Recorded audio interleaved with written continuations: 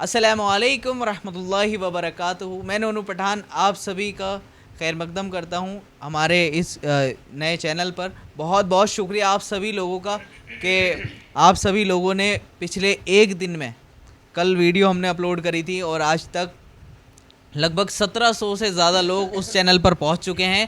اور جتنے لوگ نہیں پہنچے ہیں تو وہ سارے کے سارے ہمارے ایون اسٹوڈیو کے نام سے ہی ہم نے نیا چینل کریٹ کرا ہے, تو جلدی جلدی پہنچیں. اور جیسے آپ لوگ نے ہمیں نونو پٹھان ہمارا جو چینل ہے اس پر آپ نے سپورٹ کرا ہے اور محبت دی اتنی, اور ایسے ہی آپ وہاں پر بھی پہنچیں اور زیادہ سے زیادہ ہماری ویڈیو دیکھیں اور شیئر کریں.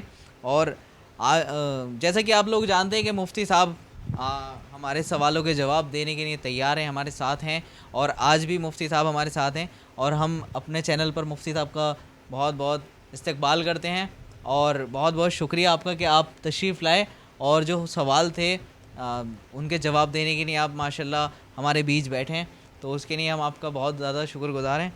تو مفتی صاحب ہمارا جو پہلا سوال ہے وہ یہ ہے کہ نماز میں جماعت کے ساتھ اگر امام صاحب جب سلام پھیرتے ہیں, جیسے میں نماز پڑھ رہا ہوں جماعت کے ساتھ, امام صاحب نے سلام پھیرا السلام علیکم ورحمۃ اللہ, اب وہ 2 بار کہتے ہیں, تو اس میں جو پیچھے جس کی رکعت نکل گئی ہے تو وہ کیا ایک مرتبہ امام صاحب نے سلام پھیر دیا تو کیا وہ اپنی رکعت کے نہیں کھڑا ہو جائے, یا دونوں مرتبہ کہہ دیں امام صاحب تب کھڑا ہو؟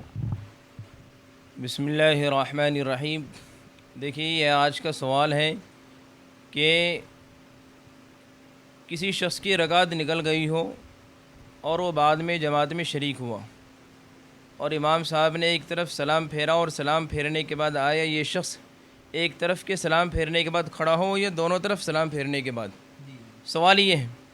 تو اس کا جواب یہ ہے کہ جس شخص کی رکعت نکل گئی ہو ایک طرف سلام پھیرنے کے بعد نہ کھڑا ہو, کیونکہ ہو سکتا ہے امام صاحب نے ایک طرف سلام پھیرنے کے بعد سجدہ سہو کرنا ہو, کچھ کمی ہوئی نماز کے اندر, ان کے اوپر سجدہ سہو واجب ہو, تو جس کی رکعت نکل گئی ہو جو امام کے تابع ہے سارے مقتدی سب کے سب سجدہ سہو کریں گے. تو اس لیے مقتدی جس کی رکعت نکل گئی ہو امام صاحب جب ایک طرف سلام پھیر لیں تو دوسری طرف سلام جیسے پھیرنا شروع کرے السلام علیکم تو آپ فوراً کھڑے ہو جائیں. دوسری طرف کے سلام کے الفاظ آتی ہیں آپ کے کانوں میں جب آئے آواز السلام علیکم ورحمۃ اللہ تو فوراً آپ کھڑے ہو جائیں. ایک طرف سلام پھیرتے فوراً نہ کھڑے ہوں بلکہ دوسری طرف کے سلام کا انتظار کرے تھوڑا سا, یہ طریقہ ہے. جی ماشاء اللہ. امید ہے کہ آپ کے سوال کا جواب آپ کو مل گیا ہوگا, اور اس ویڈیو کو آپ زیادہ سے زیادہ شیئر کرتے رہیں تاکہ اور لوگوں کو یہ معلومات ہو اگر کوئی اس طریقے سے نماز پڑھے تو وہ اپنی نماز بالکل درست کر پائے اور اس غلطی سے بچے. مفتی صاحب ہمارا دوسرا سوال یہ ہے کہ اپنی اگر کوئی نماز پڑھ رہا ہے, چاہے وہ نفلی نماز ہو یا فرض نماز, اگر کسی کی نکل گئی وہ قضا پڑھ رہا ہے, اپنی نماز پڑھ رہا ہے, لیکن اس کے اندر جب وہ قرات کرتا ہے لیکن اس میں نہ ہونٹ ہلاتا نہ وہ بولتا ہے, صرف مطلب اس کے ہونٹ بند ہیں اور اس طریقے سے وہ دل ہی دل میں پڑھ رہا ہے, تو ایسا پڑھنے سے اس کی نماز پہ کیا فرق پڑے گا؟ دیکھیے انفرادی نماز پڑھنے والوں کو چاہیے کہ قرات کرے تو اتنا زور سے قرات کرے کہ خود اسے آواز آ جائے, بالکل دل میں نہ کریں بلکہ آواز سے پڑھیں. اور اتنی آواز سے مطلب اگر آپ آواز سے ہم نکالیں جیسے اشاروں میں بات کرتے ہیں اور آواز نکالتے ہیں تو آواز کانوں میں آتی, تو آواز کانوں میں آنی چاہیے, دل میں نہیں پڑھنا چاہیے, یہ طریقہ ہے. ہاں لیکن اگر کوئی امام صاحب کے پیچھے پڑھ رہا ہے تو پھر وہاں خاموش رہنا ہے. امام صاحب کے پیچھے پڑھیں تو امام صاحب قرات کریں گے, مقتدی خاموش رہیں گے. لیکن اپنی نماز پڑھنے والا انسان جب اپنی نماز پڑھے تو قرات اتنی زور سے کرے کہ خود اسے آواز آ جائے, اپنی کانوں میں آواز آ جائے, اس کا خیال رکھا جائے.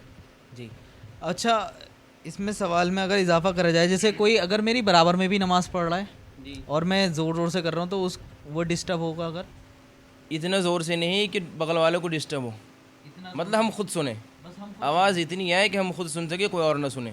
بعض لوگ ایسا ہوتا ہے کہ میں بھی نماز پڑھ رہا ہوتا ہوں تو اس میں کچھ لوگ اتنی زور سے پڑھ رہے ہوتے ہیں کہ میں خود بھول جاتا ہوں کہ ارے یار میں کہاں تھا, کیونکہ وہ بالکل برابر میں پڑھ رہے ہیں. وہ جیسے دل سے ہم پڑھتے ہیں تو دل سے پڑھنے میں زبان حرکت نہیں ہوتی, لیکن ہم زبان حرکت کریں گے اور آواز بالکل نہیں ہوگی. آواز بالکل نہیں ہونی چاہیے, زبان حرکت دیں گے, جب زبان حرکت دیں گے تو آواز نکلے گی, دل والی آواز, وہ آواز ہمارے کانوں میں سنائی دے گی. بس اتنا ہو کہ آپ کو سنائی دے, باقی برابر والے کو نہ, کیونکہ سامنے والے کے نماز میں اس سے خلل پڑ سکتا ہے. تیسرا سوال یہ ہے کہ اگر پہلی رکعت کسی کی نکل گئی ہو اور پھر اس کے بعد جیسے امام صاحب سلام پڑھتے ہیں, ہم کھڑے ہوتے ہیں اپنی رکعت پوری کرنے کے لیے, تو اس میں اگر ثنا پڑھنی ضروری ہے یا نہیں؟ ثنا کب پڑھیں؟ دیکھیے جس کی رکعت نکل گئی ہو مان لیجیے پہلی ہے دوسری، اگر پہلی نکلی ہے تو امام صاحب کے ساتھ اسے 3 رکعت ملی ہے، اور جب وہ کھڑا ہوں گے امام صاحب کے سلام پھیرنے کے بعد تو اس کی پہلی مانی جائے گی۔ جب اس کی پہلی مانی جائے گی تو پہلی رکعت میں وہ ثنا پڑھیں گے، ثنا پڑھیں گے، اس کے بعد باقی ثنا کے بعد سورہ فاتحہ اور اس کے بعد دیگر صورت یا کوئی اور رکوع یا کوئی آیت پڑھے۔ ثنا پڑھنا مستحب اس کے لیے سنت ہے۔ تو اس ویڈیو کو آپ زیادہ سے زیادہ شیئر کریں تاکہ اگر کوئی بندہ ایسی غلطی کرے تو اس سے بچے، اس کی نماز صحیح ہو پائے۔ اور آپ لوگ مجھے کمنٹ کر کے بتائیں کیا آپ اسی طریقے سے نماز پڑھتے ہیں جیسے مفتی صاحب نے بتایا، یا آپ کا جیسے میں نے سوال رکھا تھا تو آپ کس طریقے سے مطلب کہاں ثنا پڑھتے تھے، کہ آپ کو اس سوال سے فائدہ ہوا یا نہیں، کمنٹ کریں آپ۔ مفتی صاحب ہمارا چوتھا سوال یہ ہے کہ اگر کوئی جمعے کی نماز میں بنا خطبے کے، اگر خطبہ ختم ہو چکا ہے اور امام صاحب کھڑے ہو گئے، جماعت کھڑی ہو گئی ہے، تو اس میں اگر انہوں نے خطبہ نہیں سنا تو اس کی نماز ہو جائے گی؟ دیکھیے جمعے کی نماز کا خطبہ کسی کا نکل جائے تو خطبہ نکلنے کی وجہ سے جمعے کی نماز ہو جائے گی۔ جمعے کی نماز الگ ہے، خطبہ الگ ہے، تو ایسا نہیں کہ جس کا خطبہ نکل جائے وہ سمجھے کہ میری نماز ہی نکل گئی، نہیں، نماز اس نے پڑھی امام صاحب کے ساتھ تو اس کی نماز مانی جائے گی اور اس کی نماز ہو گئی۔ ماشاءاللہ، تو بہت سارے لوگ اکثر ایسا کرتے ہیں کہ اگر خطبہ نکل جاتا ہے تو وہ مسجد کے گیٹ سے ہی واپس چلے جاتے ہیں۔ ہاں، اگر آپ کو ایسا لگ رہا ہے کہ آپ کی مسجد کوئی دوسری پاس میں ہی ہے اور میں وہاں جا کے خطبہ بھی سن لوں گا، نماز پڑھوں گا، تو ایسے کرنا صحیح ہے، ایسا کر لینا چاہیے، ایسا کر لینا چاہیے، پھر یہ افضل ہے۔ جی۔ اور باقی اگر آخری نماز ہے، اس کے بعد ہے ہی نہیں گئی نماز، تو پھر اس کو جو ہے نماز پڑھنی چاہیے، خطبہ نکل جائے تو۔ ماشاءاللہ، تو جس کی نماز میں اگر کوئی غلطی ہو تو اس ویڈیو کو آپ شیئر کریں زیادہ سے زیادہ تاکہ وہ اپنی غلطی کو سدھار پائیں۔ تو مفتی صاحب ہمارا پانچواں سوال یہ ہے کہ اگر کوئی جنازے میں جائے اور جنازے میں اکثر بھیڑ کافی ہوتی ہے تو زیادہ تر لوگ اس میں ایک دوسرے کو دھکا دے کر یہ کوشش کرتے ہیں کہ میں جلدی سے کندھا دے دوں، اور بہت سارے لوگ ایسے ہوتے ہیں کہ اس لیے کندھا نہیں دیتے ہیں کہ بھیڑ زیادہ ہو رہی ہوتی ہے کہ کسی کو تکلیف نہ پہنچے، کیونکہ ایک دوسرے کو دھکا دے کے جانا یہ کوئی اگر ویسے بھی دیکھا جائے دنیاوی تو غلط طریقہ ہے۔ تو اس میں مطلب ہمیں جنازے کو کندھا دینا ایسا صحیح ہے یا مطلب ہمیں اسکپ کر دینا چاہیے اس ٹائم؟ دیکھیے جنازے کی نماز کے ساتھ جانا اور تیزی سے جانا، مطلب چلے انسان نہ بالکل سست چلے نہ بالکل دوڑتا ہوا چلے، ایسا بھی نہیں کہ آپ جنازے کو اٹھا کے لے کے جا رہے ہیں تیزی سے دوڑتے ہوئے، اور نہ بالکل دھیرے، رفتار تھوڑی تیز ہونی چاہیے۔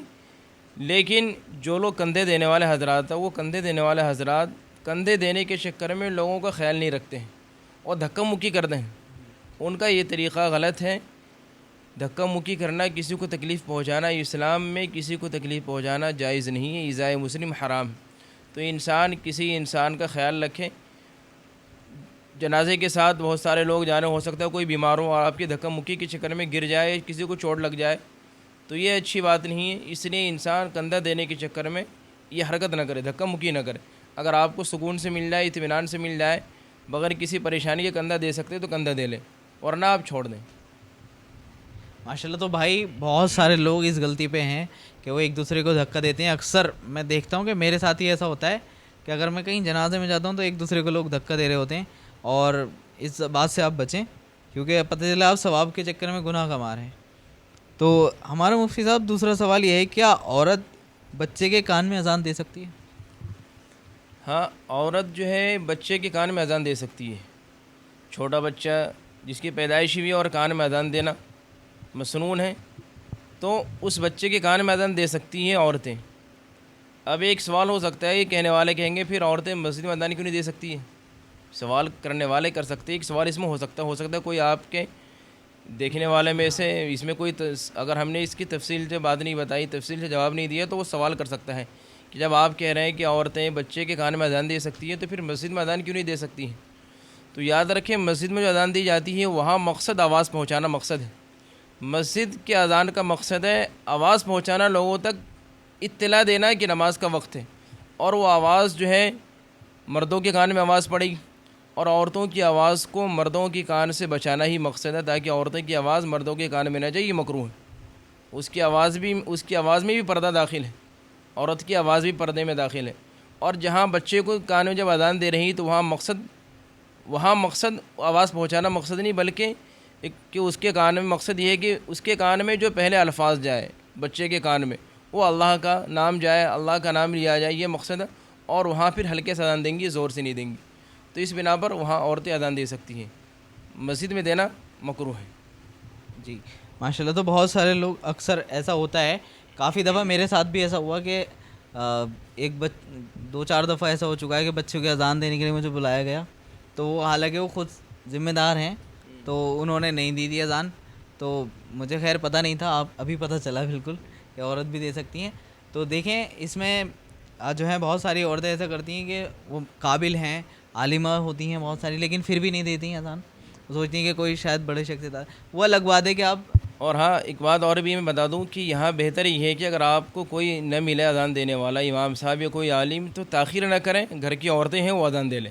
یہ عورتیں نارملی کی جو عورتیں ہیں جنہیں اذان آتی ہیں وہ اذان دے لیں, خواہ مخواہ میں تاخیر نہ کریں. کہ بھئی ابھی پچھلے سال کی بات ہے کہ ایک صاحب ہمارے تعلقات میں سے, میرا سفر ہوا تقریباً بچے کی پیدائش کو 3 سے 4 دن ہو گئے. 3 سے 4 دن ہو گئے. 3-4 دن بعد جب میری ان سے ملاقات ہوئی تو مجھ سے کہا بھائی کہ آپ اذان دے دیجیے کان میں. میں نے کیسا کیوں ہوا؟ بولا اصل میں ہم نے اذان دلوایا نہیں. تو میں نے کہا غلط طریقہ ہے. تو اگر کوئی نہ ملے اذان دینے والا, تو پھر اگر عورتیں کسی عورت کو اذان آتی ہوں تو اذان دے سکتی ہیں, خواہ مخواہ میں تاخیر نہ کریں. خواہ میں جیسے بہت سارے بچے اکثر ایسا ہوتا ہے کہ 5 دن 6 دن ہو گئے تو تب تک اذان نہیں ہو رہی ہوتی کہ ابھی ہاسپٹل میں ہے بچہ. یہ غلط طریقہ ہے. پہلی فرصت میں اذان دلوانے کی کوشش کریں. جی جی جی. اب اذان کا طریقہ یہ ہے کہ دائیں کان میں اذان دے اور بائیں کان میں اقامت کہیں. دائیں کان میں اذان اور بائیں کان میں اقامت. ماشاءاللہ. تو بہت سارے لوگ کوشش کرتے ہیں کہ کوئی مل جائے, اور بہت جگہ ایسی ہیں کہ جہاں پر کوئی نہیں ہے تو آپ کوشش کر سکتے ہیں کہ خود ہی دے لیں. باقی آپ خود سمجھدار ہیں کہ اس سوال کا جواب آپ کو مل گیا.